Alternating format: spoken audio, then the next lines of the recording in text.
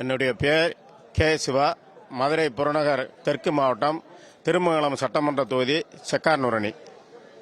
நான் ஒன்றிய கழக செயலாளராக இருக்கேன், ஒன்றிய கவுன்சிலராக இருக்கேன் அதிமுகவில். மாண்புமிகு புரட்சித் தலைவர் எம்ஜிஆர் அவர்கள் உருவாக்கிய அனைத்து இந்திய அண்ணா திராவிட முன்னேற்ற கழக கட்சி தீய சக்தி கருணாநிதியை எதிர்த்து அவர் தனி இயக்கமாக தொடங்கி பின்பு அந்த இயக்கத்தை மக்கள் சக்தியாக ஒன்று திரட்டி தமிழக மக்களை பெருவாழ்வு வாழ வைத்த இயக்கத்தை மாண்புமிகு புரட்சித் தலைவர் அம்மா அவர்களிடத்தில் ஒப்படைத்தார்.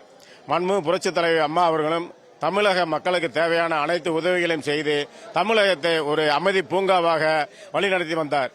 அவரது மறைவுக்கு பின்பு அனைத்து இந்திய அண்ணா திராவிட முன்னேற்ற கழகம் இன்றைய தினம் குரங்கு கையில் கொடுத்த ஒரு பூமாலையாக சிதறி கிடக்கிறது. இந்த இயக்கத்தை தியாக தலைவி சின்னம்மா அவர்கள் வழிநடத்த பல்வேறு முயற்சி செய்தார்கள்.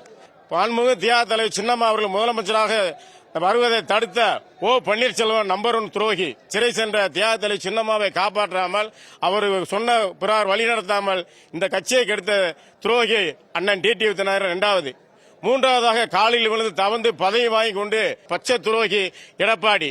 இந்த 3 துரோகிகள் இதை 4வது துரோகி மரியாதைக்குரிய என்னுடைய அண்ணன் திருமங்கலம் சட்டமன்ற உறுப்பினர் ஒரு உலகமாக நடிகன் இருக்கின்றான் RP உதயகுமார், அவன் 4வது துரோகி.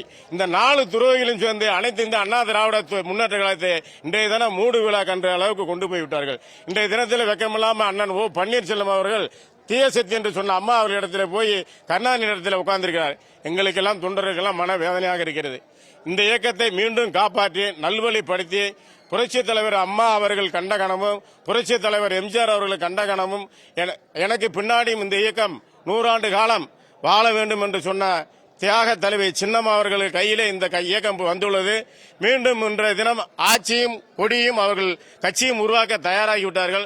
அவர் பின்னாடி நாங்கள் எல்லோரும் வழிநடத்தி சென்று தமிழகத்தை மீண்டும் அனைத்து இந்த அண்ணா திராவிட முன்னேற்ற கழக ஆட்சியாக கொண்டு வந்து தமிழகத்தை அமைதி பூங்காக வழிநடத்த சின்னம்மா அவர்கள் வழிநடப்போம் என்று கூறி வாய்ப்புக்கு நன்றி கூறி விடைபெறுகிறேன். நன்றி, வணக்கம்.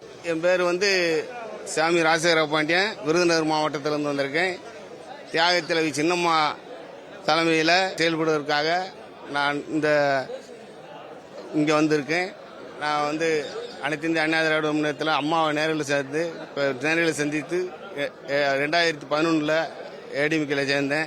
இப்போ தியாகத்தேவி சின்னம்மா அவர்கள் புதிதாக கட்சி ஆரம்பித்து மீண்டும் அதிமுகவை வழிநடத்தி இரட்டை இலை சின்னத்தை பெறுவதற்கு ஆட்சியை அதிமுகவை கொண்டு வருவேன் என்று வந்ததுக்காக அம்மாவுக்கு வழி நின்று அம்மா வழி செல்வோம்.